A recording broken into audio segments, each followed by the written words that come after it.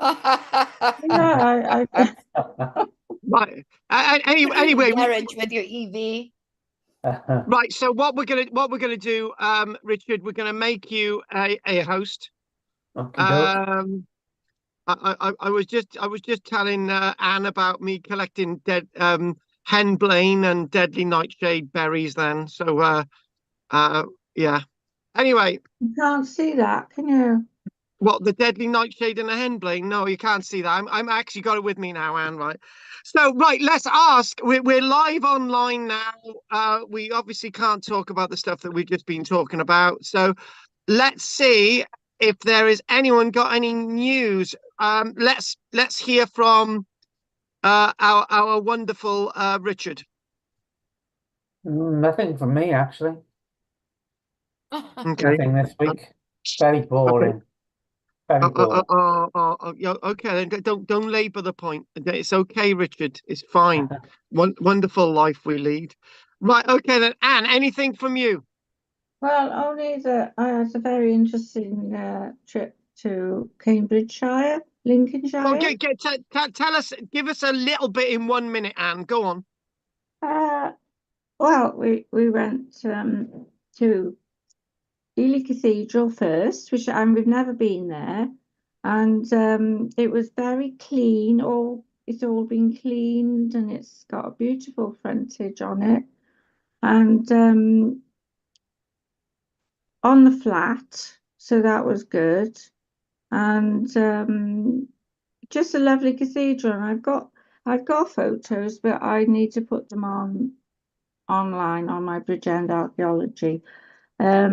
And then we went to Lincoln, odd day out in Lincoln, and but only 3 hours in the cathedral. But that was interesting too because it had some art and interesting art and oh they'd taken some of the uh, carvings above the door, the main Yes, door of Lincoln Cathedral, and they've done, I think they're reproductions of them. yes. So you can see them right close up, and they're all like Bible stories, and Noah's Ark and things like that. But really nice medieval, carvings, and that was good. And then the last day we went to Cambridge, and we went to the Fitzwilliam Museum and Art Gallery. It took us all our time to get to the other side of Cambridge. And when we got there, Joe saw the gallery, and I went downstairs and found the archaeology. So it's some wonderful archaeology there, and a Yeah, it tomb, would be in Canterbury, yeah.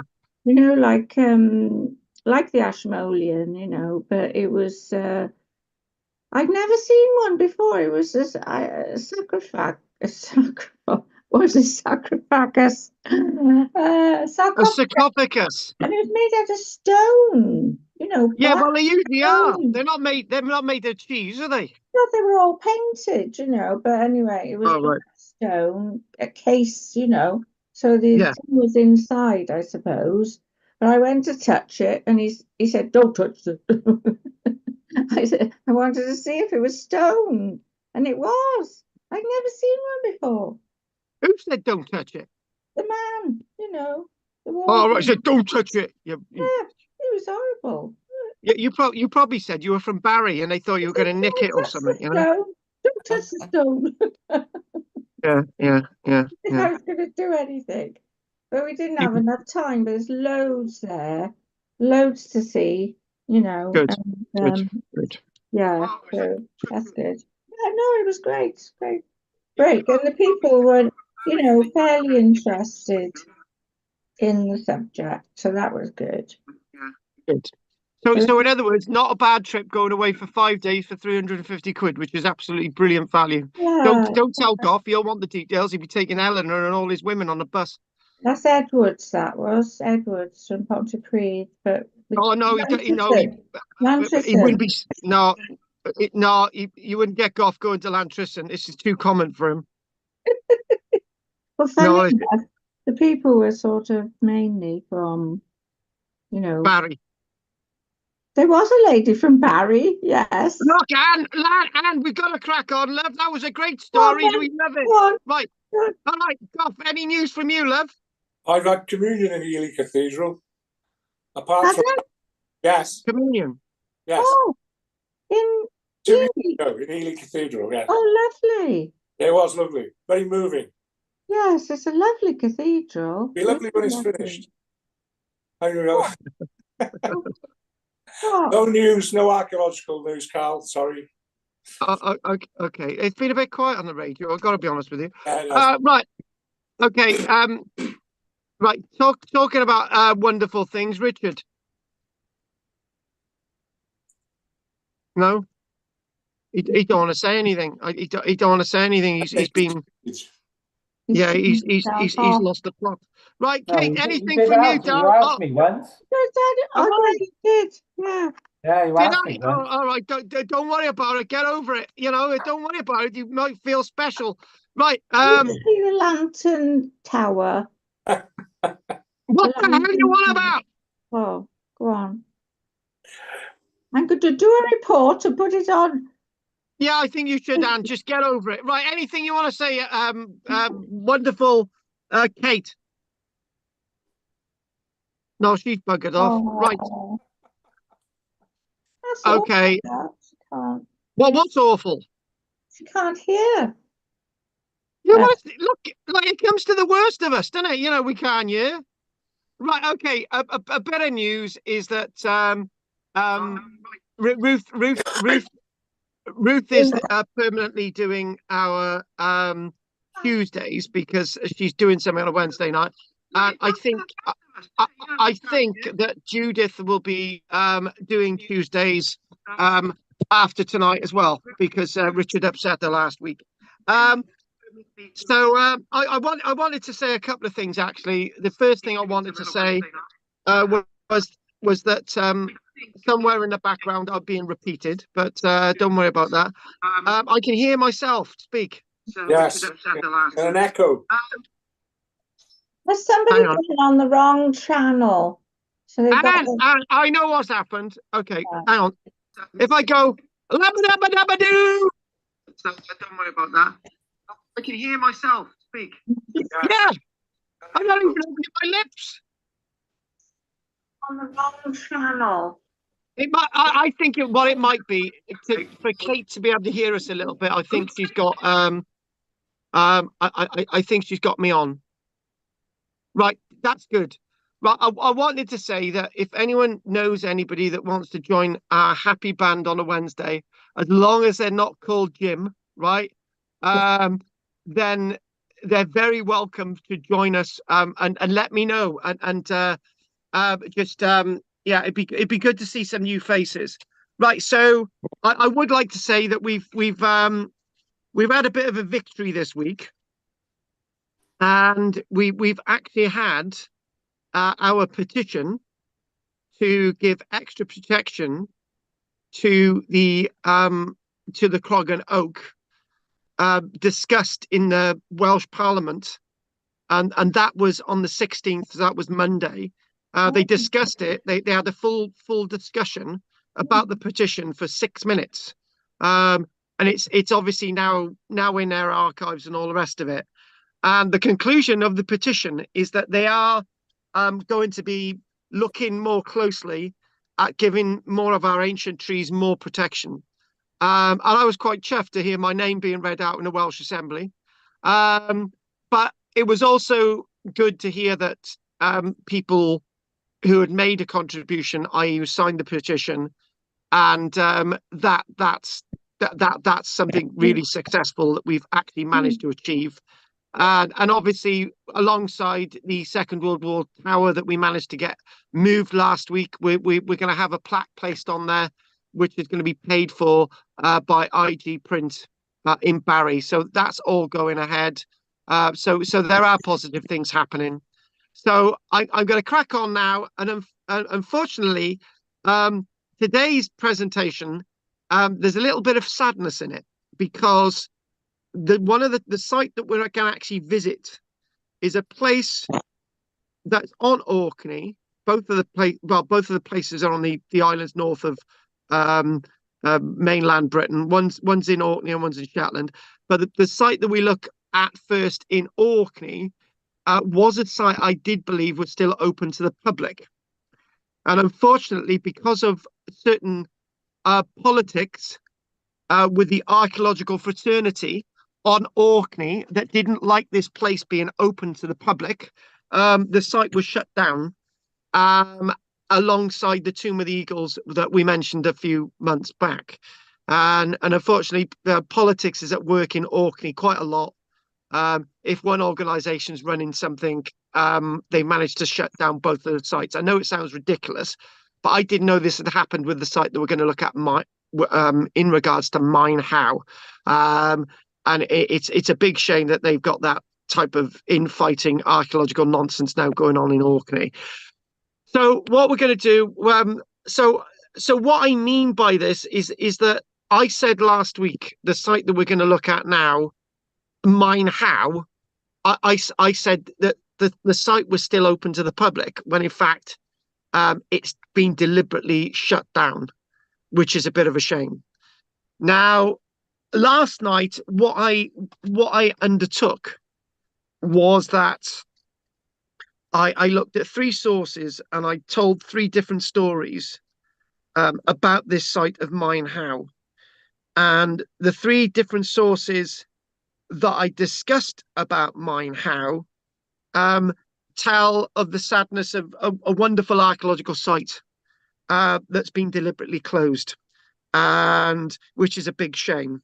So this itself, it says, looking up the steps from the bottom of Mine How. And last week I basically said that the mound itself was the steps go down 6 meters. Well, that was actually wrong. Basically, it's a lot deeper than that. But I think that was referring to the rock that had been cut into to create this wonderful chamber that we mentioned last week. And it's an Iron Age site. It's a wonderful Iron Age site, but unfortunately, it's been forced to shut down, which is quite tragic. And so the way I basically looked at this is that I visited the site with my group with an archaeology coming class in 2013, and it was a wonderful trip. I didn't know a few years later that 2 of the sites that we visited would be shut down forever, and I was actually warned by the university. It'll affect your qualifications if we ever find out that you took your students to one of these sites. They didn't find out, and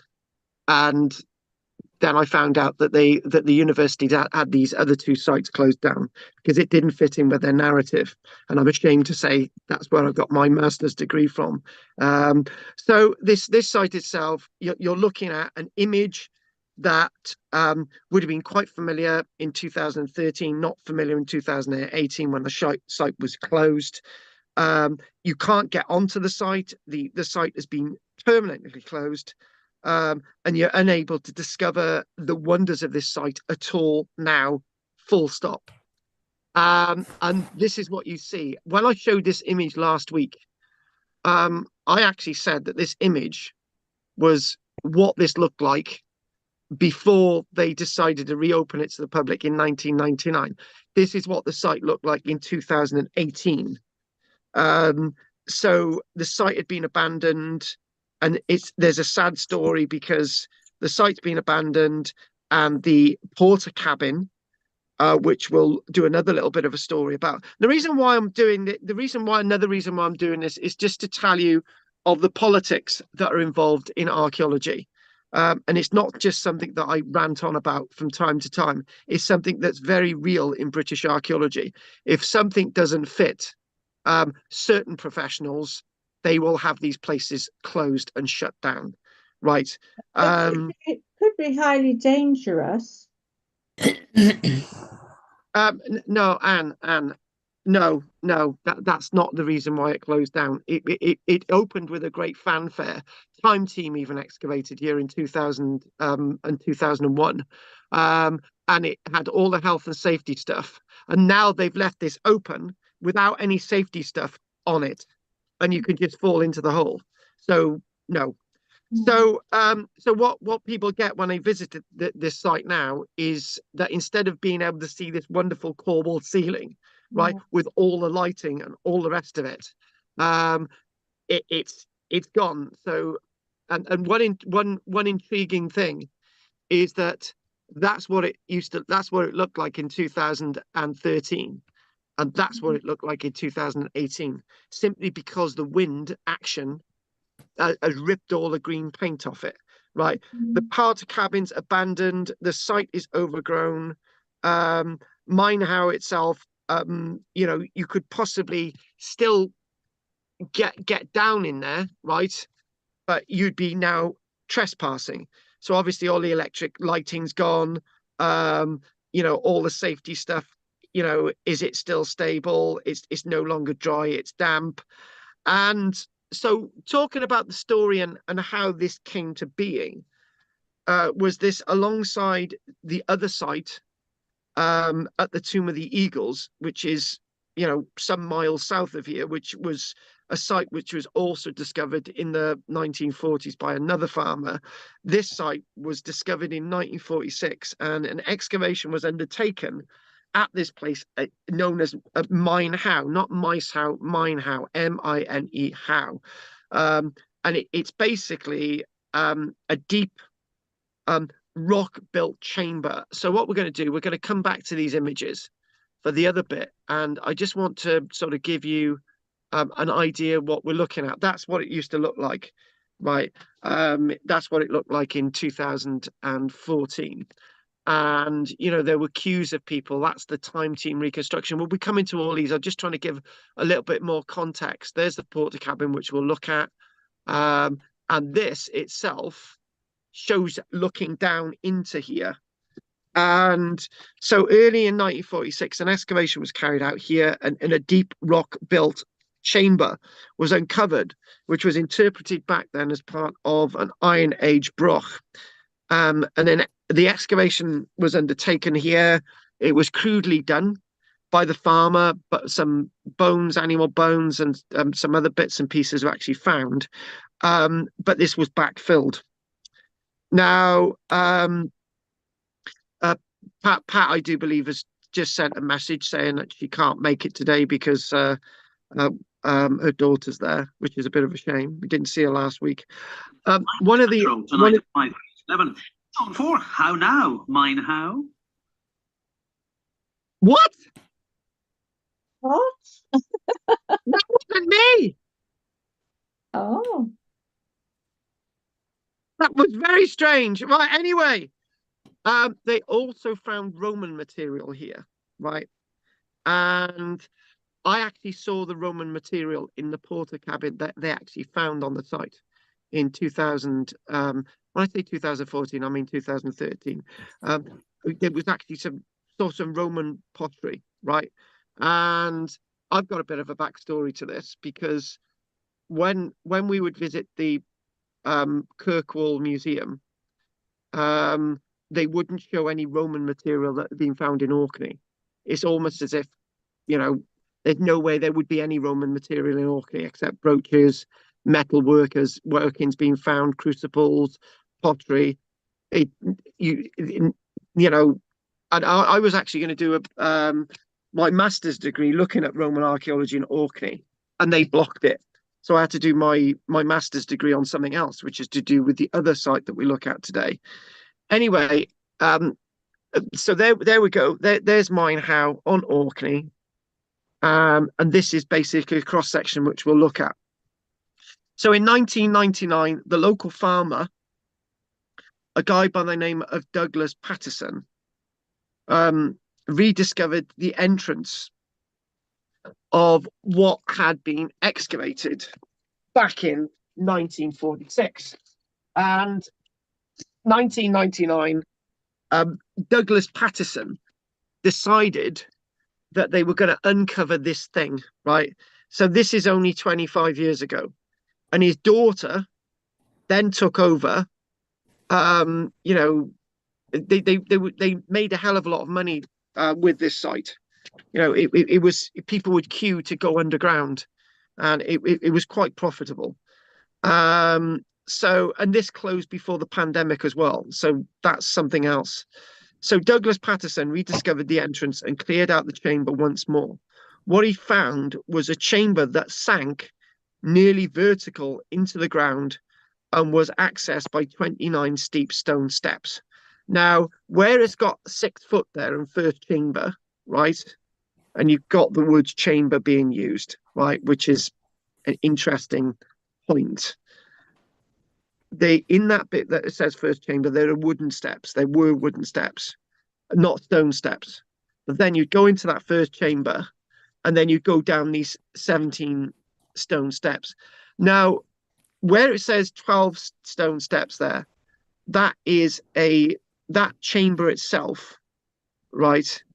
You know, that chamber itself, it is, as it says, it's 30 foot down, and that, you know, the over 30 foot down. And what it is with this is that, hang on, what it is with this, hang on, I've got to get this on. All right, basically that's basically ground level, and all of this has been cut into the rock. So the whole thing about this is really, really unusual. And again, using the word chamber gives the impression, i.e. burial chamber, right? But in regards to finding human remains, not really. They found animal remains there, and if human remains have been found outside the site, right? You know, burial found when Time Team were excavating here. When this was all cleared out, halfway down where it's got second chamber, you've naturally got the second chamber, a landing area, right? And when you stand in that, you look up and there's like a more of this corbelling, right? But only sort of minor compared with the third chamber there. And architecturally, this is quite advanced. It's really quite advanced. So what they've had to do, they've had to dig a whole big scoop of rock out the ground. So obviously, rock isn't easy to break into with the best of tools. So they've excavated in the ground, and then what they've done is that they've created then the architecture. They've created that corbelled chamber, which again we'll be looking at more of those images, and then obviously creating the steps and making sure the steps are rightly aligned. And then what you've then got, that you've then creating the rest of the architecture above that chamber, the third chamber there, and then you go all the way to the top, and then you've got a little bit of the earthen mound, and then you've got the first chamber, a Bob's your uncle, everything else is going on there. So this is something really, really impressive. It really, really is. And you know, other than finding wonderful objects like this sort of glass ceramic paste bead, and the Roman pottery, and the bones and all the rest of it, Time Team went there, and what Time Team did, they recreated this thing, which was a reconstructed building that was similar to the original building at Mine How. And you know, in June 2000, the TV program Time Team came to Mine How, and I do believe it was broadcast in 2001, if you're looking for that. And they explored around the area of Mine How, and you know, it was naturally these areas of the excavation, and they found very interesting other evidence, but they could not understand what this site really was in the Iron Age. Naturally, I defined the word chamber, and lots of people said obviously it's a burial chamber. But the problem is, like most archaeology, the archaeology that you do see is usually archaeology. Hang on, not wrong side. Usually when you do look at archaeology like this, it's what you're seeing would have been the last phase of when the site was last used. So if they did find lots of human remains down here, which they didn't, but if they did, right, it doesn't mean to say it was actually used as a burial chamber, right? And the point is that lots of things that we see in archaeology are what were interpreted in the moment they're found. Anne said something really interesting earlier on. She said that she said that she saw a sarcophagus, right?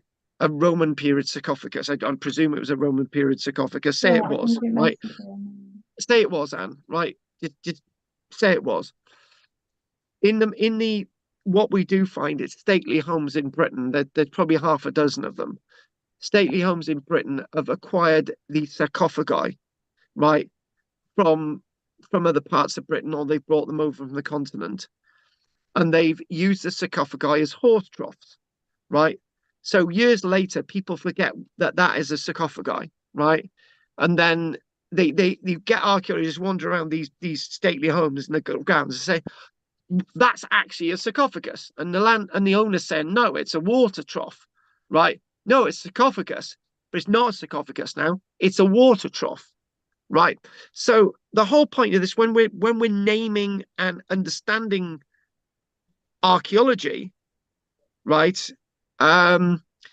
It's always in the final moment of the act of what the building was. It's a bit like saying, basically, that there's a good example. There's a police station in Barry, the old Cadoxton police station in Barry, which is now used as a mosque. So in 100 years' time, we can actually say that's actually built as a mosque, right? And people go in there and they see prison cells and they're thinking, oh, we didn't know that mosques had prison cells. And basically because it was originally built as a police station, right? So this is what we've got to be very careful with when we call out things in history and archaeology. So Time Team creating this, and what they did, they created a little bit of a corbelled roof.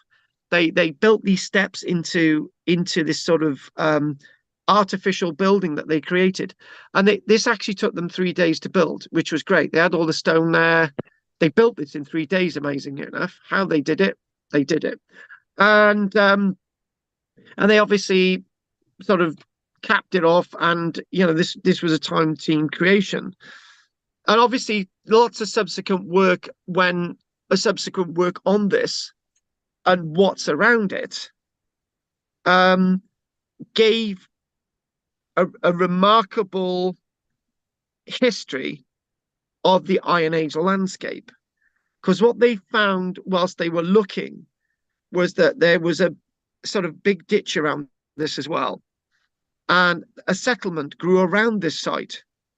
And it was a site that was massively important in the Iron Age, but was also important in the Pictish period.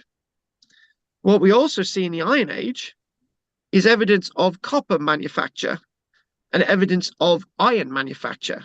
When we talk about manufacture, we're talking about that's looking up the steps. We're talking about the processing of the ore, the smelting of the ore, and then the ore being smelted up to 1,490 degrees C, so that it can actually go into crucibles, and then it can be poured into molds. So it's the complete process. Now, the problem is with the Roman context, with this landscape, is that the Romans never ever got to Orkney or Shetland. Full stop. There's no evidence to say that they ever got there. There's no evidence at all, except we've got Roman period jewelry that's exactly the same style as Roman period jewelry. We've actually got Roman pottery that comes from the south of England, right? We've got Roman Samian ware being found all over Orkney. but there's no way the Romans had any trade or any links with Orkney at all. Do you see the problem that we're getting with this site? It's controversial. And basically what one of the things when Time Team there, they actually provided a lot of material for what's in through these windows, right? And interesting enough, if you look through these windows now, you can see the spooky relics of images of photographs that were taken by Time Team of the Mine Howe excavations that occurred 23 years ago. And you're greeted with this window, and it's very odd. It's almost as if one minute people were visiting the site and the next minute they were stopped, because those are actually the helmets that Archaeology Cymru actually used when we visited Mine Howe just a few years before the site closed. And it's extremely sad that this has actually been allowed to happen, because when the likes of Anne go into Lincoln Cathedral, and go into the likes of Ely Cathedral, you're taken on a tour, you get to see history, right? And a site like this, when you were able to visit it, the maximum number of visitors can go down there, right? One or two at a time, except all 7 of us went down there on that trip, and which was great. And there was a guide with us as well, and all 7 of us went down. I don't know how we managed it. We broke all the rules on site. And you I don't think I would have gone down. Well, yeah, I didn't go.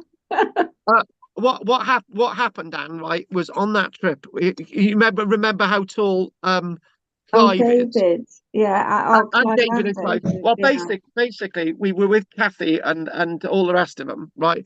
Actually, it was me. There was Clive. There was his son. There was David. There was Bill. Kathy. And there were 7 of us all together. But we all went down there, and we all said to Clive, "Right, Clive, jump in this chamber at the bottom, right?" And he's the only one who could actually get into this chamber, which is where's that little plan there?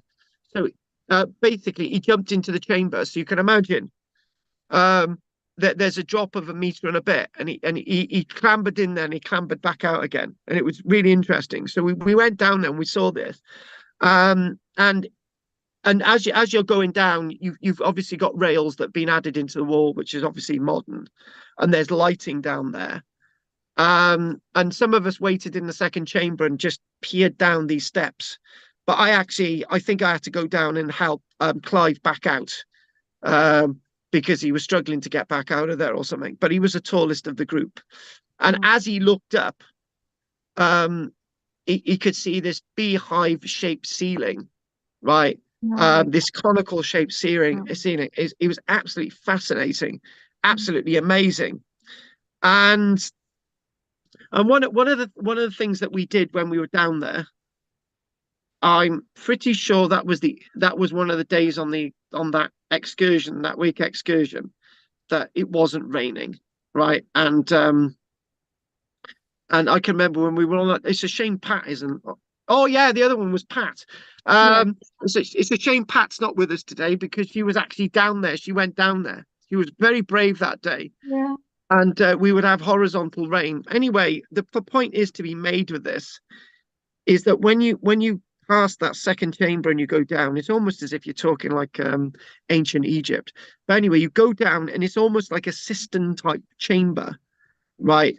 And I think we were told to turn our torches off, right? The light went off for a moment and it was absolutely pitch black. And then I think we actually experienced the fact that there was no sound, that you couldn't hear the wind outside. You could hear a pin drop in there. It was so still. It was completely still. It was odd. It was really, really odd. And very, very damp down there. But when we're talking about it being very, very damp, when you've got somebody explaining going down underground, right? You've got them saying, look, it's damp, it's dark, and but when this was built, the corbelling was that tight, and would have been the only rain would have come sort of from above if it wasn't capped off, which it probably was, right? So that moisture would have gone down the steps. So it's very likely that it would have been very, very dry in there. And one thing that they're obsessed with here, the story of what they're obsessed with here, is that when you go down underground, it's almost as if it's like a place that you would go to sort of a rite of passage thing. They're obsessed with it on Orkney. Anything when you go to the Brochs on Orkney, you've got these wells. I mentioned this with the Broch of Gurnus. You've got like a well there, and Julie Gibson was saying, no, not the Broch of Gurnus, the Broch of Midhow, which is on the island of Ruti. She'd say, oh, it's likely that they put people down the well as a rite of passage where it was damp. And you're thinking, well, why would they send somebody down a well where that's the only fresh water for the building? Surely they're going to start to urinate in it and foul up the well, and the well water was going to be no good, right? But they don't think of that. And this whole thing about a rite of passage thing just seems impractical.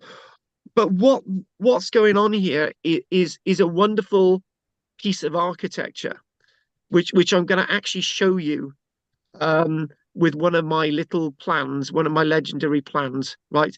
And actually, I know Kate full well.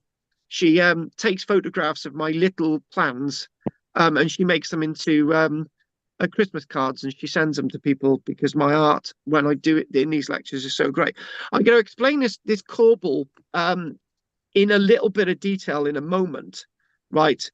But when you're down at the base of this, you're looking up and you're admiring the corbelled roof, which is over 4 meters above where your feet are, and absolutely unbelievable, absolutely an amazing piece of architecture. So what I'm going to come off, I'm going to try and do a little bit of drawing now, right? And you should teach me how to draw properly, but it's too late.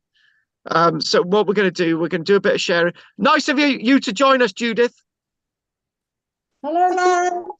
Hi. Hiya, my Scottish friend. What's it like to be a member of Archaeology Cymru as well, Judith? Thanks for joining. Right. Okay. So what we're going to do, hang on a minute. I've lost what we're doing. So we're going to do that. We're going to share, and we're going to go my little whiteboard, right?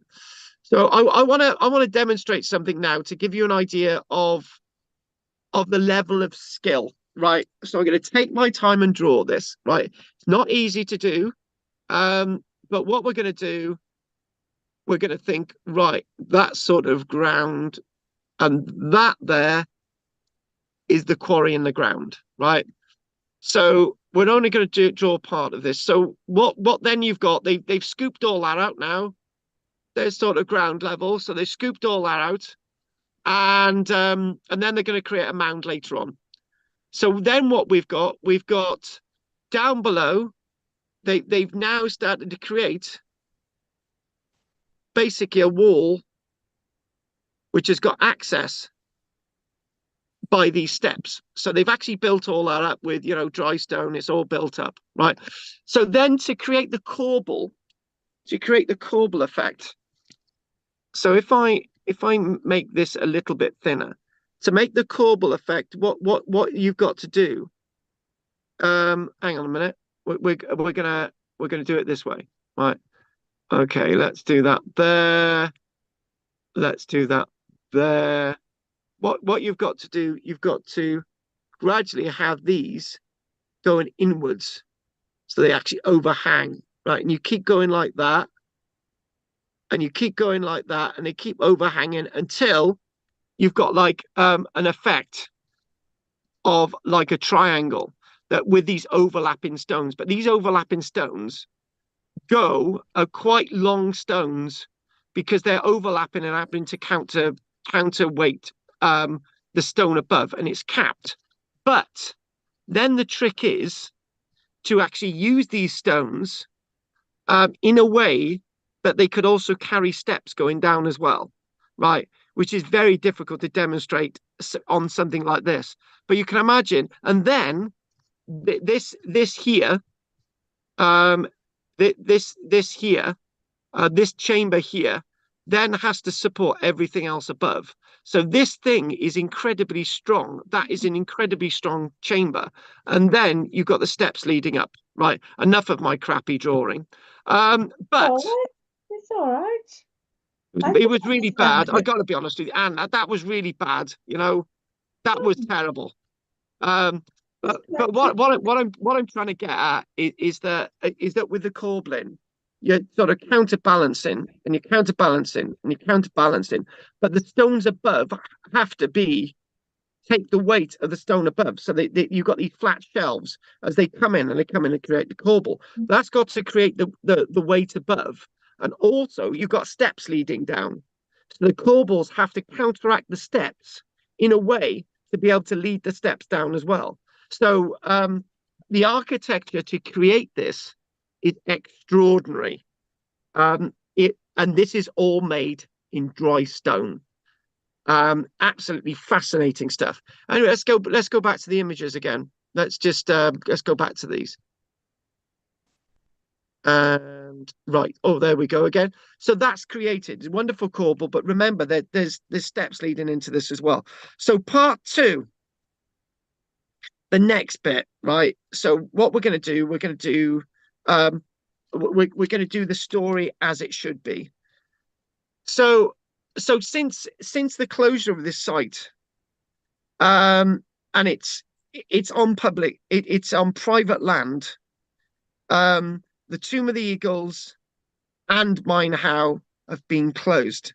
The glory days of both these sites on Orkney have ended. And I can remember the other site, the Tomb of the Eagles on South Ronaldsay. I can remember one of the university lecturers who actually become one of my university lecturers. He basically gave that warning, as I said earlier on. You know, if I find out that you've taken your students to the Tomb of the Eagles, right? You know, that's basically it. Regards to your master's degree with the university, right? But they didn't know back at the time, and they basically said, whatever you do, we don't want people going down to the Tomb of the Eagles. But the one thing about the Tomb of the Eagles, they were extremely well funded. Their exhibitions there were of second to none, right? They had activities for children. They had wonderful television screens there. They had artifacts you could touch. You know, the information boards were top class, right? Absolutely brilliant, right? And that was the Tomb of the Eagles, and I was warned not to go there, right? This site, I wasn't given the same warnings with Mine How at all. It was part of our itinerary, and this is actually opposite. This is opposite. The opposite this, there's actually a cemetery as well, which is quite ironic. And when you used to visit this visitors chamber, it was something very, very very special, because the visitors chamber also had on the other side pottery that had been found at the site, including the Roman pottery that had been found at the site, which didn't exist, right? I handled it. I've got photographs of it, which I will find. And when I find them, what I'm trying to say is that history can get very, very political, right? And if it doesn't say the right thing, right, it's to be expunged. And this is clearly what's happened in Orkney. I actually used to think wonderful things about my university, and until I've actually started to realize this stuff over the past few days. and you know, you got the porter cabin there, and it's almost as if it's set up for the final season. And you know, you can see cars parked there, and you got a cemetery opposite, and you know, everything's the time team excavations are really now badly overgrown. And you won't be able, this cap, and you said about the safety stuff, this was the cap above it, you know, this was the thing that has now been removed. You know, and this has got a fence around it now, this sort of time team thing that you used to be able to go down. The mound, basically the mound on the left is the that one there is where the mine house site is, and that one there is where the time team reconstruction is. So and what you've got is, you know, you're peering through these windows of the porter cabin. It looks as though at the end of the final season that people visited this site. And you know, when we went there, there was you know, it was quite a popular site, and we would go to the site, and we used to go to Orkney in March, and there was a number of people there then, and this was 2013. And obviously the door closed, and obviously the hard hats and all the other paraphernalia left inside, including the guidebooks. And you can click, and in the mirror behind, you can see the wall, and it's really ghostly. It's a ghostly image. And as you go to the next image, what you can see is the burials, and you can see, bizarrely through the next window, ghostly images of photos of people which are pinned up on the information displays inside, merging with reflections of the headstones of the cemetery. And I feel that this is really, really sad. And it's really, really sad because when history gets political, the voice of the history is lost. And such these two very, very valuable sites on Orkney that are no longer publicly accessible. They're shut off because the politics of the archaeologists themselves. It's such a shame that this site is no longer accessible, not only to the public, but also presumably to archaeologists like myself, as mine now is a unique structure and it's closed. This whole area has been occupied for a very long time. And what more might be lying beneath the various lumps and bumps around this landscape? There's probably more of these. And lots of the mounds that you see are either glacial mounds or mounds associated with our ancestors. We're looking at the mound that the time team put there a building on was a glacial mound, so that was fine. But some of the other mounds are going to be mounds that have actually got other structures like this. Things change, times move on, and maybe there will come a time when this area can be explored and excavated again, and when others will be able to actually experience mine how. And this is probably one of the only times that I will regret not buying a guidebook, because you can't get hold of these anymore. And it's so very, very sad. It's so very, very sad that you can't visit this site and see the glories of some of the wonderful, precious objects, including some of the iron objects that have actually been found on the site. So what we're going to do, we're going to go on to that next bit in a few moments, right? But what I'd like to do is, before we look at some of the archaeology, and I discuss the archaeology a bit more, let's sort of look at these images properly, because I've been darting back and forth at these, right? And what you can see clearly in this image is those wonderful steps, and obviously the rail that they put in there. And these are the steps as you go up, and it's almost as if it's almost claustrophobic, really, looking at that, because it almost looks as if it doesn't go anywhere, but it does go somewhere, because Above that, there's the second chamber, and then you go up all the way to the top of the stone steps, and you get into the other area where you've got the first chamber, and when you've got the wooden steps leading down into that. And then leading back out into the heavens. Now, it's very likely that in the past, in the Iron Age, remember this is an Iron Age site. It's not a Neolithic site. It's an Iron Age site. And whenever we look at places like Orkney, and we try to understand what's going on with Orkney, you've got so many different diverse sites from the Neolithic period into the Bronze Age and into the Iron Age. You know, you've got Brochs on Orkney, and bits of northern Scotland. But other than that, the Brochs on Orkney are very unique alongside the ones on Shetland. Also, what you've got is this type of structure, and you know, this type of weird underground souterrain, like the souterrains that we were actually looking at last week. And you know, alongside that, you've got what you can only describe unique Iron Age settlements, and then you go all the way to the Neolithic period where you've got the burial chambers there. You know, it's such a fascinating place to actually be, and to try and understand. But again, I feel that that leads into the first chamber, and there must have been a way in there in the past, because then you go into the first chamber, and then you go down the steps into the next chamber, and then you go down the steps into the big sort of chamber down below.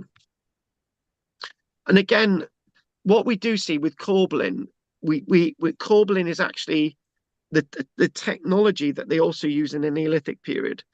So what you see in the Neolithic period is that the corbelled roofs of some of their chambers in the Neolithic period, their burial chambers in the Neolithic period, and this is something that goes back down into the Iron Age.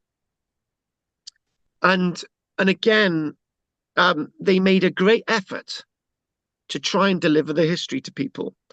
Now, one individual said last night, they said, that it was actually the people that decided to close the site. And I said, no, it wasn't. It was actually other powers that got the site closed, right?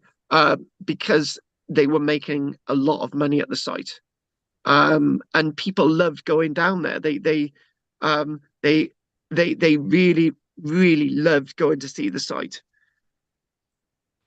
And again, you know, obviously looking back at this and going in there, it was all really well set up, and this is how it's become very, very popular site. Again, stressing this, I know I'm repeating myself, but I'm repeating myself. And this itself is what is here. It is, they got midden evidence. There's in this area as well. They've got I know it's looking slightly overgrown there after the time team excavations. They've got iron working evidence. They've got evidence of a ditch around the site as well. You know, it's all going on there, and now it's really, really overgrown. Again, more of the cobbling, and again these steps, these wonderful steps that lead you out into the light. And I'm just thinking that when we do see history, we've got to not have it political, because when you get the likes of Time Team going there, they do it in a non-political way, and in some ways people don't like the way Time Team do things. It's great that Time Team's been revived, and it's great Time Team are now filming more than 3 well-funded professionally archaeological excavations every year, which you can actually get to see partly on their YouTube channel, but also from their Patreon. So if you're a member of Time Team's Patreon, I think you pay like £10 a month, and that helps fund the excavations, or £20 a month. And then you see extra footage. And it's a shame again that we've got something that's all been fenced off, and you can't get back into here. You can't get back into it. But again, seeing objects like this tells us of the links that this site has with other worlds. back to my final notes for this site. Back to my archaeological notes for this site. As I start to get them up on my little doodah.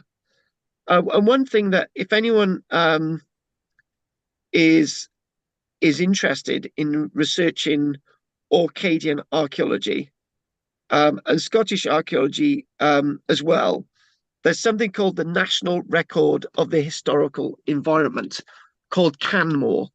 Right now, Canmore is far superior to anything that we've got in Cymru Wales. Right, it's called Canmore, Canmore, Canmore. Right, it's the National Record of the Historical Environment for Scotland, and there's also something called Scran. Right, I can't remember what that's called, but I've used it for research myself, and again, this sort of really rich landscape with these rich finds. And again, this is sort of a schematic plan as well, where you're going down, and again, in some way the corbels support that staircase. It somehow supports it. And you go down, and you get an idea where the figure, the second figure, is down. So you've got the first flight of steps, the wooden flight of steps up there, and then you've got the stone steps, and you've got that individual on the right there. There's sort of another little sort of corbelled vat there above as well. And nobody really understood what this structure was until they reopened it in 1999. It was marked on the official records, I believe, from what had happened in 1946 as like a burial chamber. So when they're looking at this and they're finding a ditch around it, what is also absolutely fascinating at Mine How is the evidence of iron workings there, and an evidence that is from another world, i.e., the Roman era world of southern England. And in that, the late Iron Age metalworking area associated with the ditch, and probably associated with the underground structure Mine How, was investigated in 2002. And they found evidence of crucibles, which are obviously, you're going to have the smelted iron placed into the crucibles. And then you've got evidence of molds as well. And you've got evidence of the slag. And also you've got the evidence of the what's known as the T-uries, with the T-uries, T-U-Y-E-R-E-S. I can never pronounce that word. I come across it a lot. I know what it is. Basically, when you get bellows on the end of the T-uries, what you've got is you've got on the end of the bellows, the bit that goes into the furnace, you've got these little things, these T-urie things, and they're usually ceramic of some description, so they don't get burnt when you're bellowing hot air into the furnace, right? And they got evidence of furnace lining and the kiln and the furnace itself. And evidence that there was some kind of structure there, quite a really interesting structure. And this is something really weird. I read through this from the official records, and I couldn't make head nor tail of it. They also found a whale tooth sword pommel. Now, a pommel is the bit that is associated with the far end of the sword, right? The far end from the pointed end, basically. That's known as the pommel, which is basically and they've got this pommel. Oh. Yeah, basically the other end of the handle. So you've got the pommel, the handle, and you've got the guard, and then you've got the blade itself, right? So yeah, it's a pommel, and it's saying a whale tooth sword pommel. I don't know what the hell that is. Obviously it's a pommel, but I don't know how that works. And the problem is, with the investigations in 2002, they weren't able to complete them, but they come across a number a Roman era, definitely from southern England, color-coated pottery. And how the hell did this get to Orkney if there's no Roman links with Orkney and the rest? It's just really weird. And again, in the center of the island there. And also, as they did some more work there, they actually did come across another workshop as they were excavating. And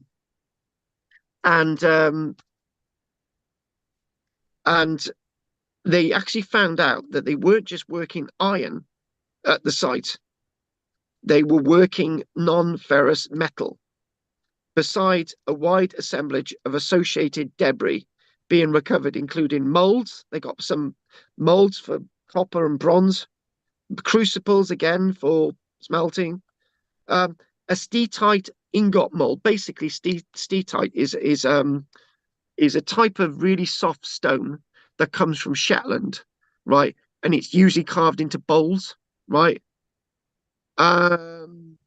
So this is actually they've carved into this stone, right?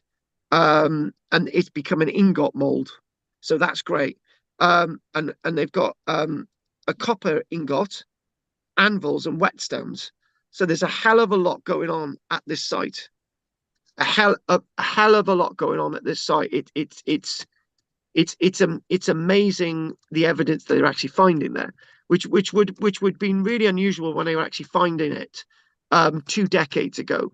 But it makes the site of Minehow extremely important. So you've got workshop evidence, you've got this weird building, and obviously time team are there. When they also were excavating a midden there, and in that midden, they come across a number of bits of animal bone.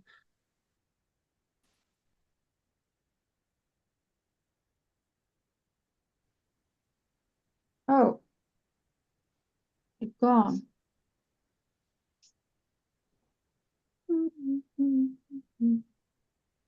Possible drain underlay what was a floor level, right? But they found nothing in the drain, right? So you've got this drain, right? And there's a ditch associated with the site as well. So they find all this evidence. So it's hoped that a metallurgical specialist could be involved in understanding more of this, right? But I don't know anything more than that, right? So what we're going to do, we're going to discuss the last thing about all this. So again, this fascinating weird underground thing, and they've got no real precise dates for this site, right? And they've got no, they don't have collections of human bones down here either, right? When they did actually excavate outside the site, they did actually come across the remains of I think it was a child.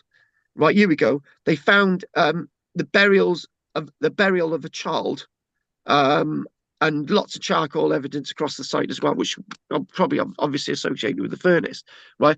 But that's very different evidence from what this is. So you've got the furnace, you've got the ditch, you've got the one burial, right? You've got the pottery, you've got the metallurgist, and that metallurgist and they found an object on site as well, which I can't find in any of my notes. But they found an object on site. I think it was a bronze object that was clearly characteristic of a Roman metalsmith that would have been working in the 200s. So this person is working in a Roman era way, right? Using Roman era equipment, using Roman era skills, but obviously there's no link with the Roman world, right? Hear my sarcasm. And this is something that that lots of Orcadian archaeologists don't want you to hear, and I don't know why that is. I don't know why that is at all. I really don't. So again, Maybe somebody died, whoever was writing it up. Maybe it's one of Um, maybe uh, it's sorry. yeah, the problem is that because the work was done by Time Team, the work was written up. But the problem is, Anne, I think what you're talking about is 1946. That wasn't written up properly. Mm, So the stuff that came out here wasn't written up properly. That's the problem. But right. they found an animal skull in an alcove, and that's the problem. So whatever was cleared out of here, we're not really sure what it was, right? And that obviously changes the dynamic. And it basically says excavations in 1946 unearthed bones and prehistoric tools. And the landing 20 feet down was thought to be a well, and they just basically left it. But those bones, most of them were animal bones. There were probably a few human bones, but we don't know anything more than that because the data's been lost. Right. Glad you interrupted there. That does explain a lot. Sorry. It does explain a lot. So it really does. So again, coming towards the end of this, looking at this, and there it is, and that's sort of the first steps as you look out at the light. And again, this is as you're going down, and the architecture there. Look at the architecture. Now that's all handmade. So when you think about this, this is so obviously if we look at the measurements for this, right? And if you look on, if you go on Wikipedia, the measurements are all wrong, right? Because on Wikipedia it says, it initially says this is 6 meters deep, but then I worked out by looking at that and looking at the other professional notes, I worked out that they're probably referring to 6 meters cut into the earth, not the total height of the thing, because some of that is above ground, right? As I said earlier on, some of that is above ground. Get rid of that there, and all the rest has been cut into the stone, right? So basically, this is over 10 meters down. So it's quite deep. It really is. It's an absolutely wonderful thing indeed. It really, really is. It really is. And again, finally, that's what you see on site today. Again, looking at the architecture, and again, this is built. What they've done, they've quarried this out, and then they've built this. They haven't, in other words, Anne, they haven't cut into the rock and made the rock a feature. They've cut into the rock, and then they built up from the chamber down below. They then built the stairs, and whilst they're doing that, they're building the whole thing. So the chamber itself there is taking a hell of a lot of weight, and it's still holding up today, and that is great. And it's all made out of dry stone, the whole thing, and that is a really good view of part of the ditch. So it's a really big, deep ditch, and part of the midden and all the rest of it there. They found bones and all sorts of stuff down there, but very little in regard to human bones in all of this. But they've only excavated bits of it, and that is the site that we're going to do after the break. So what we're going to do now, we're going to see if people have got any points of view and things that they want to say. And I want to say this. I've done this in this way because I wanted to give you another angle to what archaeology is and the negative side of archaeology and what positive things we can do. We can save towers. We can make sure that we get ancient trees on the agenda of the Welsh Parliament, so we can do positive things. But I wanted to show you the other side, the negative side of archaeology, and how politics comes in, and it's very destructive. A reminder of the damage that was done at the 5 Mile Lane and all the archaeological sites that were destroyed there, at descheduled protected ancient monuments as well. Right, this is why I wanted to bring that in. So we got a little bit more after the break. As you can hear, my voice is going. Richard's falling asleep. He'll need an enema. Other than that, let's ask if there's any questions. Right, Kate. Yes. No questions. Okay, then good. One, thank you, darling.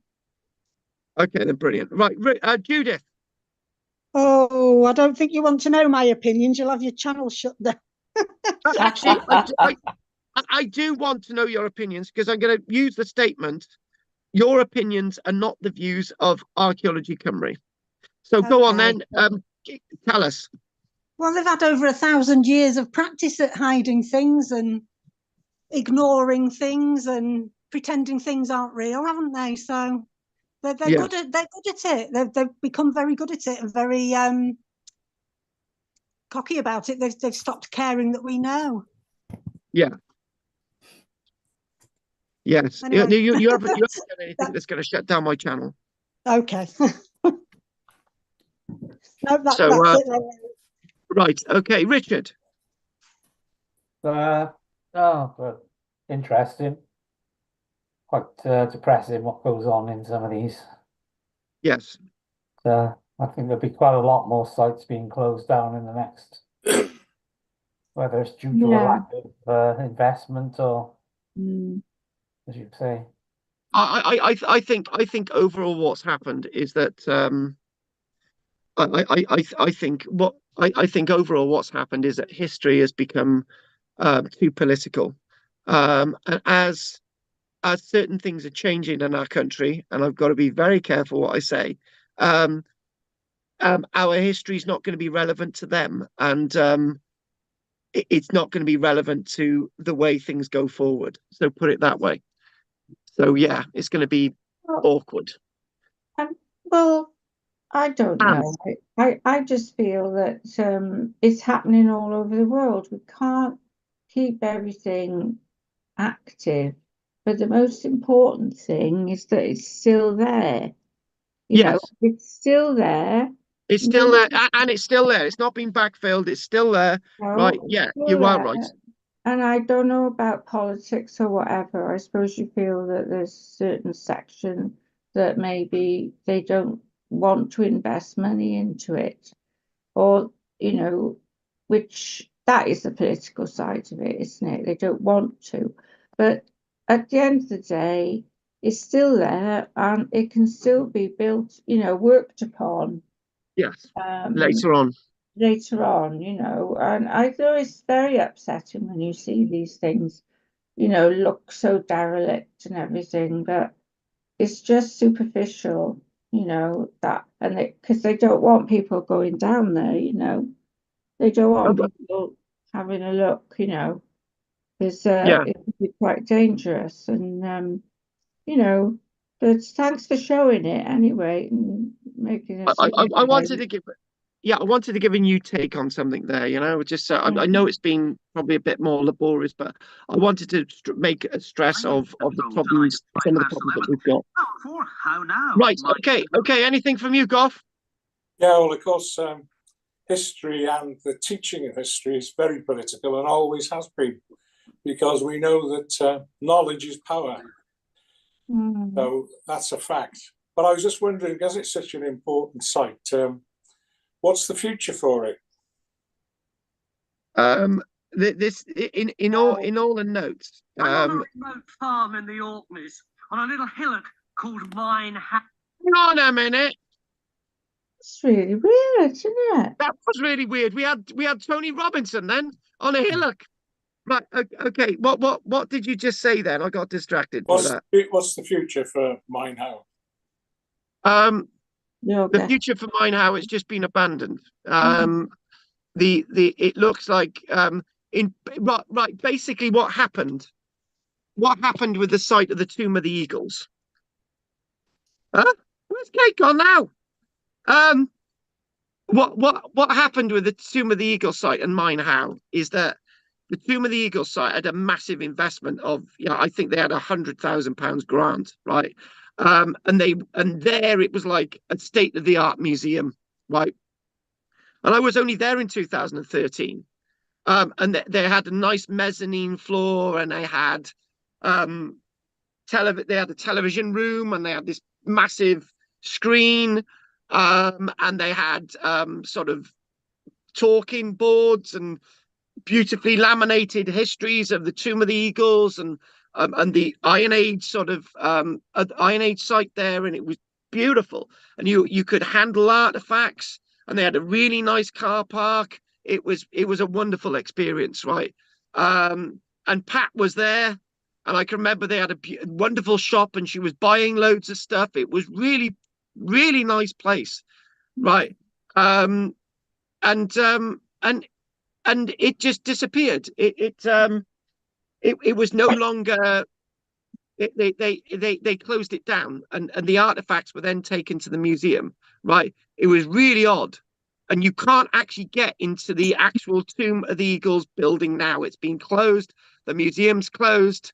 I don't think you can get to the other site. It's all blocked off. Right, I don't know. It's so weird and sinister. And then this site, as you can see from the images, the porter cabin's been abandoned, locked off. They've taken the top off. The mine how building, right? And you can see the steps there, and you could just, if you don't have a torch, you're going to go down those steps and have an injury. And the site the time team built, we're only talking about 21 years ago, 22 years ago. That's got a fence around it, and that's the future. There is no future as far as I can see with both sites. Very sad, very sad. It is very, very sad, and it makes me think that obviously what we did a few years ago, we set up a few years ago in 2021. I haven't told you any guys this, right? In 2021, after buying the land in West Wales, we thought we'd set up a charity, right? And the archaeology that we've got here, and we would do that would belong to the charity, right? It took 1 year for us to register the charity, right? Because they said you can't use the word Welsh, you can't do this, you can't do that. You've got to get the permission from the Secretary of State to call it Adfa Hanes Cymru, to use the word Cymru. You've got to have permission of Parliament to use the word Wales in your title, right? We were having to go through all of that crap to set up a charity, when in fact, at the same time, people were setting up charities to raise money for people in Ukraine, right? And that would go through in a month, right? So we set up that charity. Since then, we've had the tower donated to us. We've got the only surviving, one of the only surviving original gorse grinders in the world. So we've had that donated to us, right? And hopefully we might have something else in the future. And I'm thinking small charities or small organizations might be able to do more for history and archaeology, only if we can keep people interested. And the problem is, Goff, right? And I'll say it as it is, Goff. I would love more people to join our online classes, but I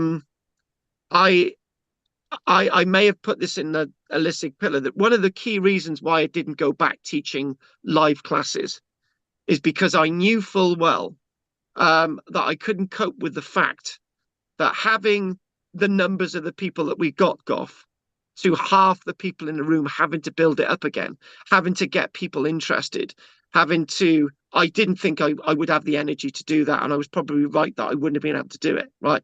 And I believe that less and less people are interested in history and archaeology now than they were before, because it's so difficult to get things done. To move that tower, Goff, for example, right? We had the tower donated to us, right? And it took one of our members in Barry to put the money together to pay for a HIAB to have that moved, right?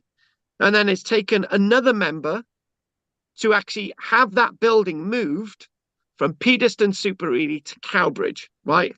And that's two people to be able to do those two things. But if we need to do any other bigger projects in the future, we're not going to have the people to do it. So we're trying to get people going and interested, and try to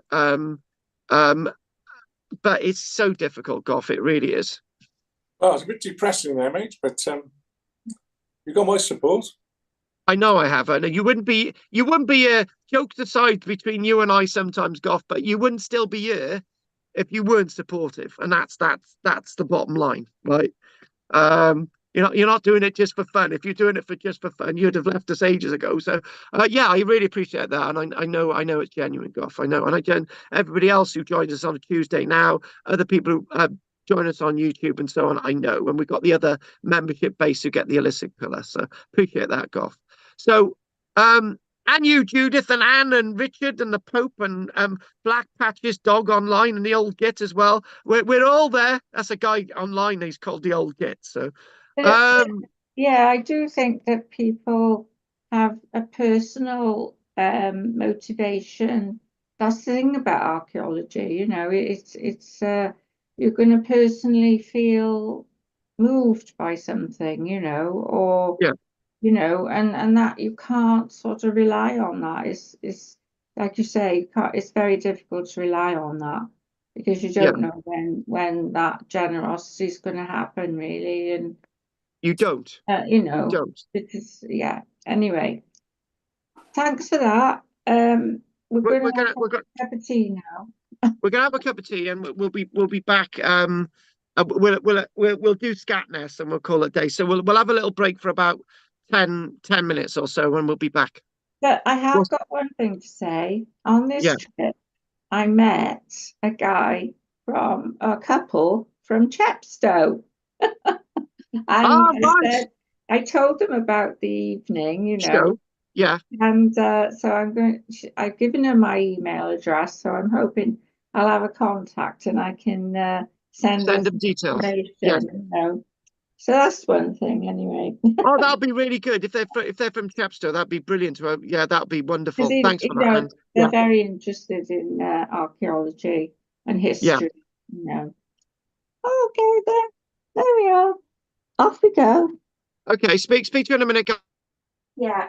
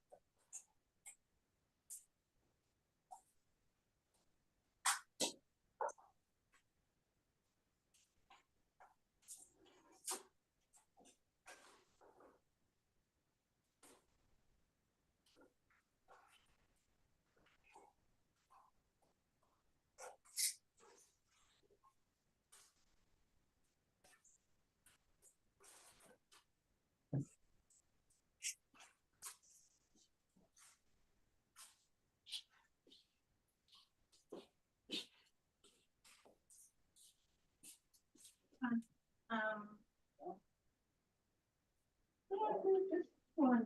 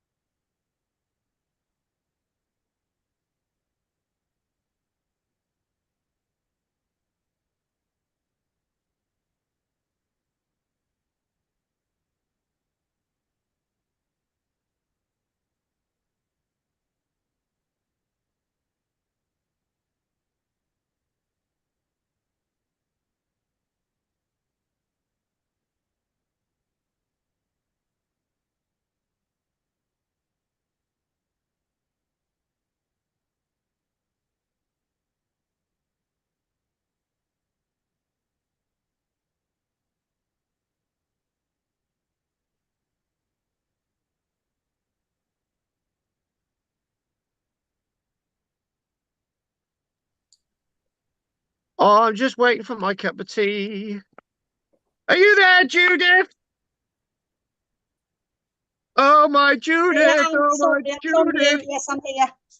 How we love you. Oh, Judith, you make me so gay. Wait. We're still waiting for Anne, we are. So you're gonna be leaving us for Tuesday, I do believe. Is that okay? Well, you're not allowed to leave because God has to give you permission. Go off, can I leave? Yeah, do whatever you like. Do both. Oh, thanks.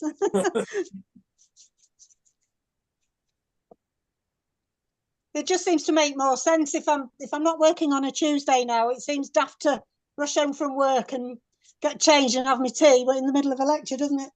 That's true, yeah. Yeah, that's very, very true. That's very, very true. What you got to be totally gay and abandoned. That's what you got to be done. Speak for yourself. I gotta be honest with you, right? When I was working for Ceredigion County Council as their official pirate in Yuki, right? There was an official complaint lodged against me, right? And the official complaint was as follows. I went up to somebody as a pirate and I said, we're having a gay day today. It's wonderful to be so gay. And apparently there was a person who was actually gay who heard this, who was offended by me using the word gay to mean happy. So they felt affronted that I was taking the mickey out of them being gay, right? So there was a formal complaint lodged against me. So I was not allowed to use the word gay anymore unless it was in the correct context. Oh, well, Yes. they'll find out when they're being chucked off tall buildings in this country, won't they? Yes. They will. Yes. And it's very sad. The most tolerant country in the world, and it's the first one to be. Exactly. I was quite bothered by that because I just thought, I'm supposed to be happy and I'm supposed to be an entertainer. I'm supposed to be, and somebody's lodged a complaint against me. And I just thought, this is nuts. Right. And anyway, in the context. Sorry. Yeah. It was in the times that you were portraying, that was a perfectly legitimate what's the word, adjective, wasn't it? Yeah, of course it was. It was. You only see recently. You see it in documentation of the time. This is a gay band of pirates. Yeah. Anyway, talking about being totally gay, look at Richard. Right. Anne. Look at him. He's got a smile on his face. Look at him. I can't see. Am I on the wrong screen? I don't know. All right. Anyway, what we're going to do, we're going to look at Scatness. Right. And I'm going to explain something. We're going to be doing Scatness in detail next week, but I wanted to sort of get it in your mind. So by the time we get to next week, some of you may have looked up the Scatness site. It's known as Old Scatness, Scatnes. Ness as in point, Ness as in headland, Scatness. So that's where we're going to go now. It's just a little bit of a light introduction to bring down my presentation with a little bit more of a nice, here we go, a nice gay thing at the end, right? So there's Old Scatness. It's a site that's been archaeologically excavated. It's on the island of Shetland. When I say islands of Shetland, it's on, well, you're not allowed to say the islands of Shetland. You've got to call it the mainland Shetland and then the little islands around it. Right. And you've got to do that when you talk about Orkney. So the site of Scatness is there. And the interesting thing about Scatness is this road. Right. And that fence there is actually the fencing of the airport. Right. This road here on the right is the road that goes directly across the airfield. Right. And it's just basically, if I can remember, if the guy's standing in the middle of the road, it means that a plane is landing, right? And if somebody isn't standing in the middle of the road, it means that a plane is not landing, right? So don't use the road when there's somebody standing in the road because there's a plane just about to land, right? Yeah, you don't get many archaeological sites which are directly next door to an airport. Now, interestingly enough, this wonderful site of Scatness was introduced to me by my university lecturer at the time, known as oh God, I've forgotten his bloody name. But anyway, great guy, really liked him to bits. And Clark, Dr. Clark. Anyway, really nice guy, Simon. And he took me and Michelle all around different archaeological sites in Shetland. And Old Scatness was a site that I was studying as part of my my thesis, right? And strangely enough, I had got the books on Scatness, and I studied the photographs, and then I took my own photographs and put them into the thesis. And about 4 weeks later, I had to submit it. So I'd done all the work on Scatness before I'd actually seen it. But it's an absolutely fascinating site, and it's so fascinating that they've done bits of reconstruction there, but the site is extremely complex. It's so complex, and it needs a dedicated me showing you lots of images that you're not going to be able to get on the internet, to be frank. So it's so interesting because one of them is going to be my lecturer, because he actually excavated here when they were doing the excavations here in 1995. You can get an idea how tall the Iron Age walls are, and it was full of sand and mud, and you know, it's a site that is actually cared for by the Shetland Amenities Trust, and the Shetland Amenities Trust, you know, got the money together for the excavations. I've got some problems with bits of the site that they've left exposed and, you know, are not really doing well under the elements. But I wanted to explain next week about another innovation in the Iron Age. And the other innovation is something known, is something known as a wheelhouse, right? So basically what a wheelhouse is a circular structure, right? And there's spokes of a wheel, right? Like this all the way through, right? But this is a very, very strange wheelhouse because it's built into an Iron Age broch, right? So wheelhouses are an Iron Age intervention, and an Iron Age thing, right? But the wheelhouse sort of concept is to sort of support a roof level, which we'll look at next week. And again, thinking about other innovations in the Iron Age, this is another one. And if you think about these pillars, these spokes, they did a reconstruction. And the reconstruction, oh, hang on, we're going back into the other lecture, are these things. Now, this is very important, and this is going to come up next week. Hang on, where's the reconstruction? It was on one of the images. Oh, there. That's the reconstruction. So there. So what they did, that circular thing there.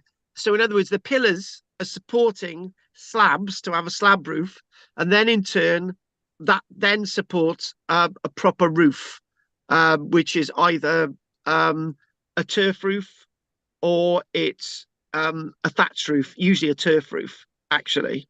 So this is what those radial wheelhouse pillars are actually supporting the roof that we've got there. So it's another sort of innovation. So in other words, I'll get rid of that. This here is that. And this here is a typical broch that's been later made into what's known as a wheelhouse. Now, the other thing I want to tell you about is something that my master's degree was about. It's something known as access analysis, right? And the way access analysis works is, if we can go to the little screen again, access analysis is how we interpret and access the past, and buildings and how people moved around, right? And then there's two parts to this little bit of an explanation. So we'll talk about more about this next week, but I just want to so what basically access analysis is that as you're going from the outside, that's one tier of access. So you're going into, say, the corridor, and then as you're going into an average building, so say you go into a building, you go down a corridor, and then you're met with a key room, right? And then the key room goes off into the kitchen, goes to the stairs, goes off into another room. So that's stage 2, and that's stage 3. These are areas access, right? So this is basically access analysis, and this is something that I did for my master's degree, right? So this is a rudimentary study to see how the human consciousness deals with access into buildings, right? Now, this is important when you're thinking about the Iron Age. And the reason why it's important when you're thinking about the Iron Age is the following statement. Now, I don't know if you're watching the same stuff that I was watching in the 1980s, but I was mainly watching children's television. And one of the programs I was watching in the 1980s was called Now Then, right? And in this program, Now Then, in the 1980s, we're talking about, it was filmed about 1985 and whatever. Now Then used to visit Iron Age buildings, and they would say the following. This was bona fide what archaeologists used to think in the 1980s and before that. They would say that women would enter a building on the left-hand side. Women were of the dark. Men would enter a building on the right-hand side, and men were of the light, right? And weirdly enough, when I was explaining this last night, one of the members of the class on the Tuesday said, actually, that's really strange, because when I go into a building, I always go to the left in a building.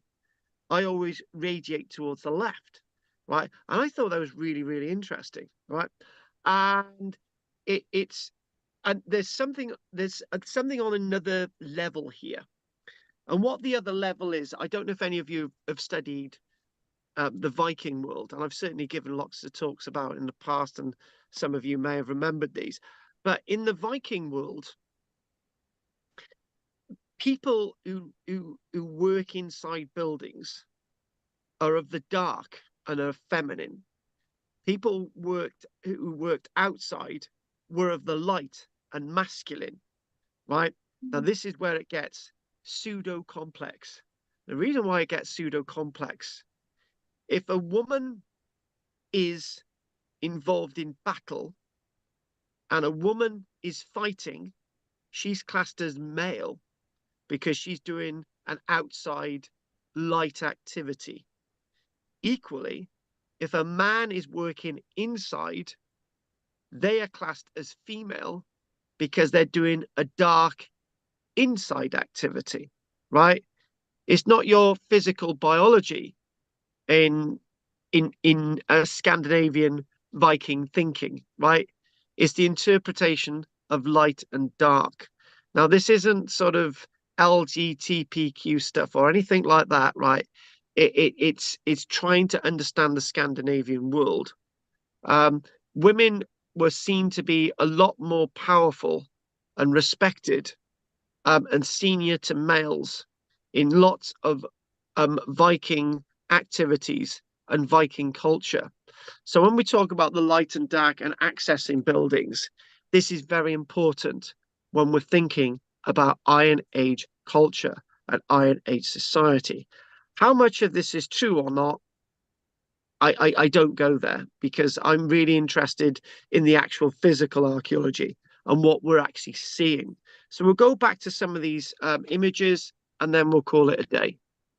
We'll just go back again and just sort of tell you a little bit about what we'll be seeing next week and give you a little bit of the story. Now, the site at Scatness was discovered under very different circumstances to usual archaeological sites, right? It was discovered in the 1970s, in the late 1970s, because they were doing improvements to the airport perimeter. And as they're digging, lo and behold, putting a post in the ground, there's a green mound. They find that there's a bloody broch. There's in fact an Iron Age settlement, and there's in fact a ditch around it. There's in fact it's quite an important settlement from the Iron Age in Shetland. Now this is in the late 1970s, and there's another backstory to this. In the it was explained to me that up until the middle 1980s, there was no official archaeologist working on Shetland, right? And in the 1970s, 1960s, they had this oil rig boom for Shetland, right?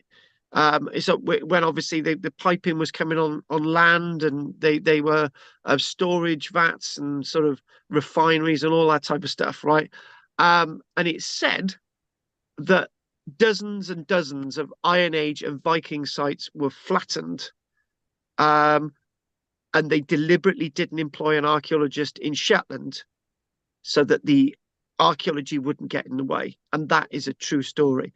And when they had done all the work, the oil stuff on Shetland, then they employed an archaeologist when it was too late, and when the archaeologist wasn't going to find anything, or when the archaeologist wasn't going to hold up any of the work. However, that's not what happened with the airport, because as soon as they found as soon as they found the archaeology, they asked an archaeologist from sort of mainland Scotland to come out and say, right, we're going to stop you, don't do any more. So this meant that in 1995, they were able to undertake, this is the excavations as things are unfolding from 1995 onwards, they were able to undertake excavations. The University of Bradford staff and students, professional archaeologists and local volunteers were able to work on the site. And obviously the broch, that big circular building there, and the wheelhouses around, you know, and this was all being funded, and they occasionally got costume guides there that give tours around the site.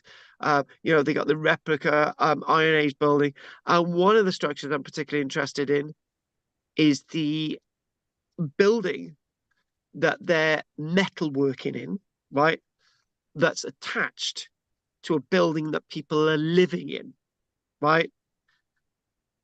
And this is where we're going to finish with a reconstructed building, pseudo reconstructed. They conserved it, right? So let's look at one of these wheelhouses. So what we've got is obviously that broch there, the wheelhouses, and this building. Now this is really important. This is at the state that they've done some restoration work here. Now this building's really interesting, and the reason why this building is really interesting is the access analysis thing, right? And unfortunately, the pillars I want to see are on the left-hand side. They're not in this shot. So hence why we're going to come back next week, right? So these pillars, as you can see, right, there's spaces behind them. There's all these spaces behind them, right? Not some are blocked in, but there's some spaces behind them. Now the ones on the the ones on the left-hand side here, with the spaces behind them, very, very interesting, right? so if we can, the one that's over, hang on. How am I going to do this? Right. So what I'll do, I'll draw something on the screen a minute, and I'll show you what I mean. Hang on, clear that. So if we think about this wheelhouse, right? Start again. If we think about this building, and if we change the color, where's my color? Color blue. And we think about this building itself is accessed this side, right? And there's pillars here. These are very strange, right? It's something like this. And what they found was, you know, that bit I said about the light and the dark and the left and the right? Well, this ties in because the pillars on this side were worn. So as people are actually coming into the building, they're coming this way. They're not going out into where the fire is in the middle, right? What they're doing, they're heading towards the inside of the pillars because the pillars have been worn. At some stage, they come into the room this way, right? And then they spread themselves out in the room because there's not the same amount of wear on these pillars on this side. And then some of the pillars on that side are blocked in. Right. So this is where the idea of wear and access analysis comes in. So when we're talking about people accessing buildings on the left, instead of me talking about that being fantasy, it's clearly happening inside this building. And the other thing about these buildings is that if we have a quick look, and where is it? Right. If you can see here, this is a broch, right? And this has been made into a wheelhouse. It's really tight and you can't really see where they got into this building. But I think that bit's the entranceway here. So they'd go into, and they made it really tight and small, right? So it's not a good example. However, this building, the only light would have been the doorway, right? And if you look, there are all like miniature sort of streets and stuff in between these buildings. So the only light getting into these buildings is the light from the doorway. And at night, there's no light at all, right? And the light is really poorly coming in through the doorway as well. So that means that these buildings are within darkness most of the time. And you need to know the feel of these buildings inside. So when you're coming into a building on the left, you need to know that that's the course you need to come into the building, particularly if the fire's not lit and you don't know what's going on. So you feel the walls and you come into the building. And we know as well that most of these examples are not rendered on the inside and they're not rendered on the outside. There's another site known as Giles Hoft, which is another site that we do find render on the inside of there and some red ochre and stuff. But that's another site which is not too far away, right? And then when we're thinking about these buildings, it's clearly that people would enter them close to the wall, inside the pillars, on the left, and somehow enter the room. So that idea of access analysis, walking on the left, there you go.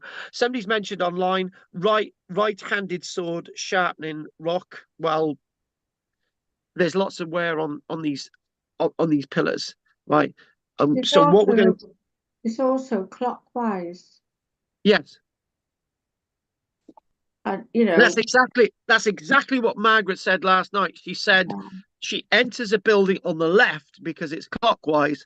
Men enter buildings on the right because it's anti-clockwise. But how much of that is true? However, the archaeological evidence tells us that people were entering this building on the left. And what they could have done, they could have gone straight to the fire in the middle, but they didn't. They decided to go on the left because there's wear on these pillars. There's wear on the inside of these pillars. There's wear on the inside of these pillars because they were regularly touched by people going into these buildings. They were worn down by people rubbing up against them. Remember, it's sandstone. So on the other side, it's not the same, Anne. This is the thing. It's not the same. So why is it on the one side? So that must mean that they're entering this way. And actually, Anne, it's a bit like it's and when we talked about hidden ritual, right? Yeah, just bear with me on this a minute, right? And I've got to get this out. When we talked about hidden ritual, Peter's mentioned this a few times. He said that when me and Pete have been to standing stone circle sites, right? I've got to be I've got to be invited into the stone circle, right? Because I feel there's some kind of a barrier stopping me going inside the stone circle, and I usually don't go inside them, right? Because there's an invisible barrier in between the stones stopping me going in. It's a mental invisible barrier, whatever that is, right? So that said, right? So when you go into somebody's house, right, you always go in through the front door, even though a little bit further on you can go in through the kitchen, but most people go in through the front door. You can go in through the kitchen, but most people don't like you going in through the kitchen. They like you going into the front door, but some other people might like you going in through the kitchen and not the front door. So who's talking about religion? We're talking not just talking about religion. Who's talking about ritual? It's the same thing. We've got rituals in the modern day and age, right? Before you go into a house, you take your shoes off. You take your Wellingtons off, right? Well, most people do. I got to take my Wellingtons off when I go into my parents' house. My mum will sacrifice me on the stone outside, but it's still the same thing. It's still a ritual thing. So what we do, folks, we go on about the Iron Age and we say, oh, you know, they've got these rituals, how to enter buildings. The Romans had the same, but we do the same thing today. We do exactly the same thing. Yeah. But by the way, when we go into people's houses, most of us don't go upstairs, right? We don't go upstairs in people's houses. We don't do it. And how many times do you have guests and they go upstairs? You live in a bungalow, don't you? Yeah. Right. Yeah, and you know what I mean. You know what I mean. They usually don't know where to go when they come in my house because they don't know where anything is, you know. But yeah, that's because they don't have. I mean, actually, that's quite interesting because it's like there's like a force field, you know, when you go into someone's house, or even going clockwise or anti-clockwise. I always feel uncomfortable going anti-clockwise, you know. It's just like there's, you know, something weird about it. So I always try and go clockwise. Yes. And Joe often goes anti-clockwise. Joe often goes anti-clockwise because he's male. He's nuts. No, he's male. He's male. He's male. Yeah. He's male. Can I ask you the other point about this? That is Joe left-handed or is he right-handed? No, he's right-handed. You're right-handed. So yeah. So if both of you are right-handed, you're acting completely differently. And you've actually proven this thing that I was told in this TV series that I used to watch when I was a child, which was well researched about history and archaeology, called Now Then, right? It's there. And by the way, Henry's contacted me. He's in Ireland and he sent me loads of images of him drinking Guinness. Oh, right. And he said to say hello to Gough, but not Judith, because Judith is leaving the class and he's upset with her. But other than that, that's life. So if any of you do want to see this, we're going to be doing this next week. We've got loads of really nice images. I'll see what I can do. I'll see what I can give you, but it's really complex to archaeology. But now you know what I'm looking at, and now this is what we're going to do next week. On that moment, we're going to call this day. Old Scatness is the site. Brock and Iron is the southern tip of Shetland, and it's great. So there we go. Don't worry about that sketch. Right, okay, that's it. Oh, and I would like to remind everybody that next Thursday we will be at St. Barrack's Chapel on Barry Island at 2 o'clock. We've got the key from the council to look at the chapel. Anyone interested, it's a free event. We don't often do things free, but it's a free event. You might even get a nice little drink and a piece of cake, and you can come all the way down from Scunthorpe, Judith. It's well worth it. Right. Right. Okay. So we're gonna call that a day now, and yeah, that's it. So let's see if there's any confetti of life that you want to throw at me at the end of this lecture. That's a nice way of doing it. Throw some confetti at me, Gough. Go on, give it to me. Well, out of interest, I always put my right foot into my trousers when I dress first. Oh. Hang on a minute. That's because I'm right-handed, but it's quite interesting, isn't it? Yeah, you can be Yeah. right-footed and left-footed. Yeah, I've heard of that. I've heard of Well, I left. don't know if I'm right-footed, but I'm right-handed. Yeah. I always put my leg in my left trouser leg. Sorry, right trouser leg. And most men do, actually. I got to be honest with you. It's unusual, you know that, but it's not unusual, you know that, because I've heard that from a few other people as well. You've seen men dressing, haven't you, Carl? Yeah, well, in changing rooms and so on when I'm acting, but yeah, not my back. I used to watch Jim dressing in golf a lot. Well, Yeah, I always use my right leg to go in my right leg trouser. Otherwise, I'll fall over. somebody's actually said that online. They've said they do their right shoe as well. Yes, interesting. Anyway, yeah, I'm looking forward to next week. Thanks. It will be good, no doubt, next week. So I'm looking forward to that. So that'll be brilliant. So right, okay. Thank you for that, Goff. That was very interesting because you're not the only person to say that. Right, Judith. Zips. I don't know whether you've noticed, but on women's clothes, not so much now, they've changed it. But the women do a zip up the opposite way, don't they?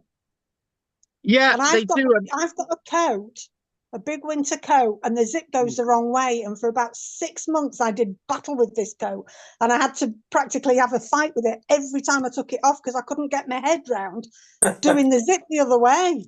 I've got my head around it now, and I can do it, but it took ages because it just felt wrong. Yeah. My husband Yeah. makes all Yeah. It's a very that's.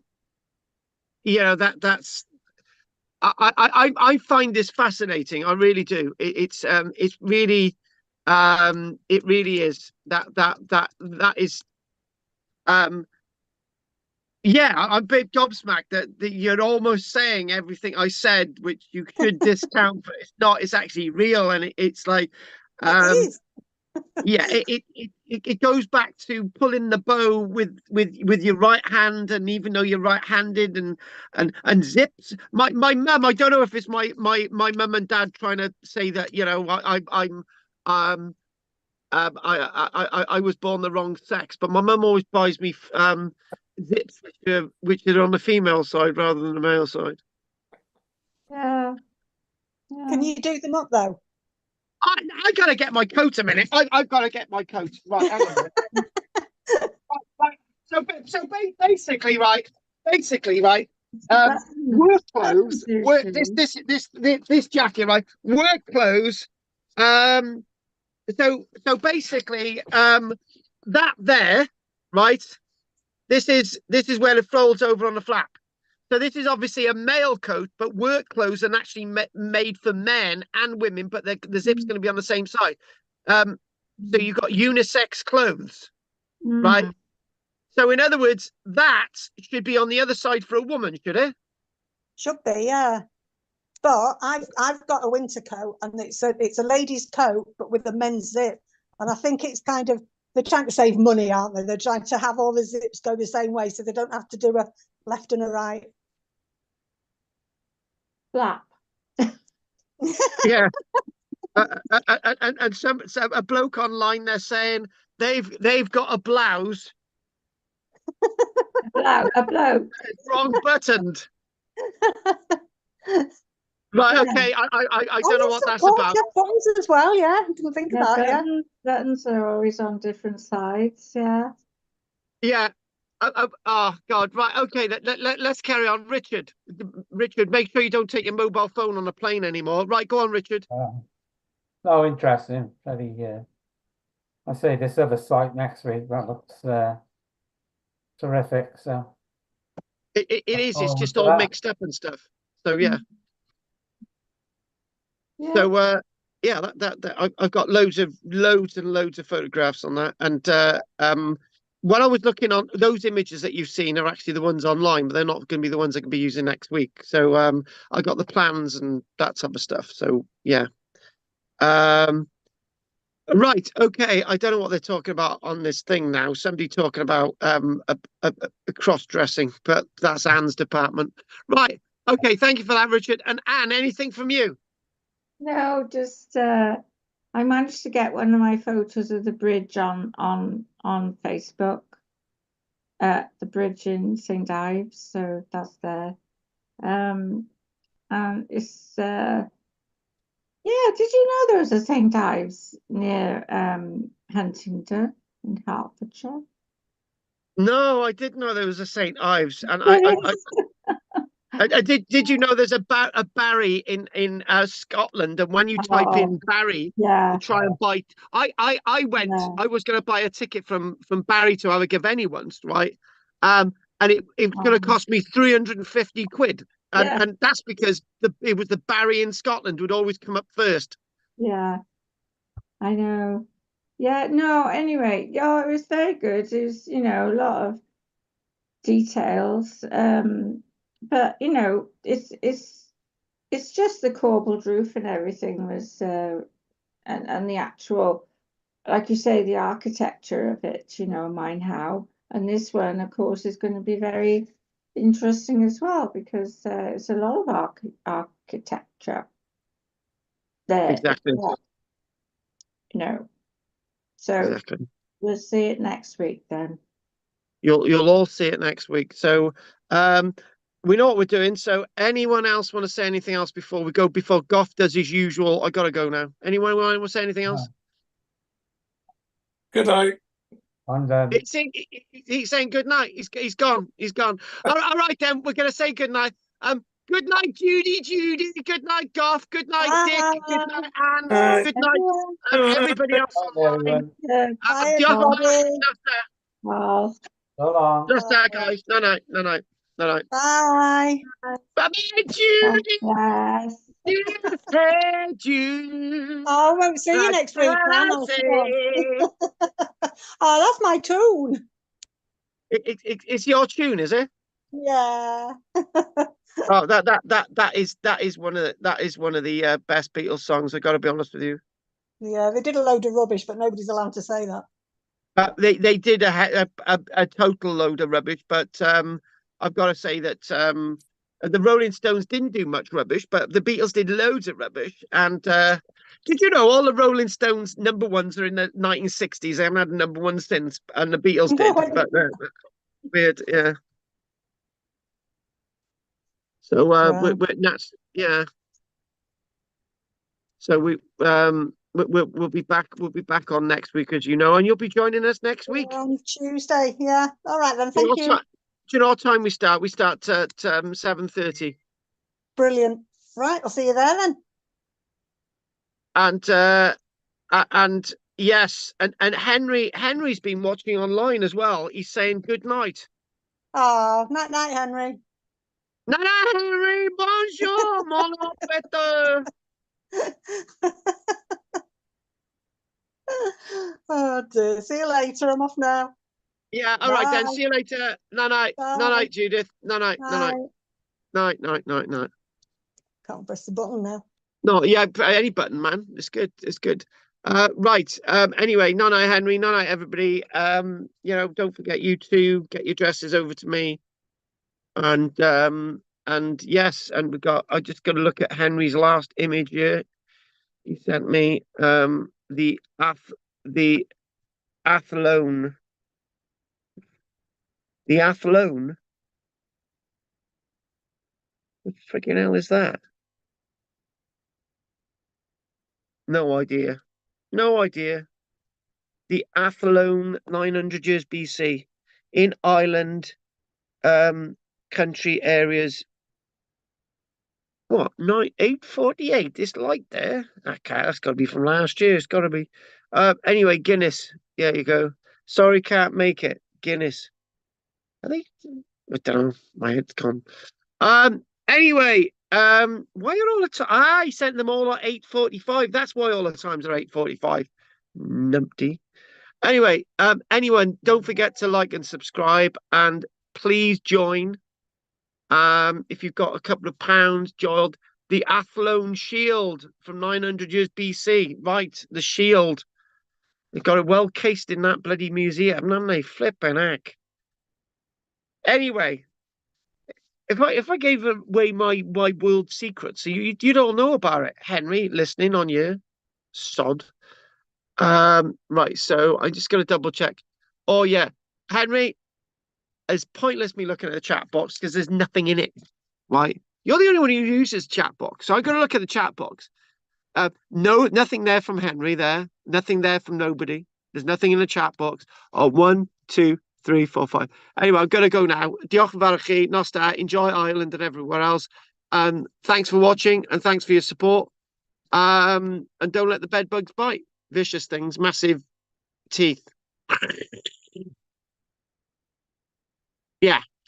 Night. I'm off. A motto heed, as always.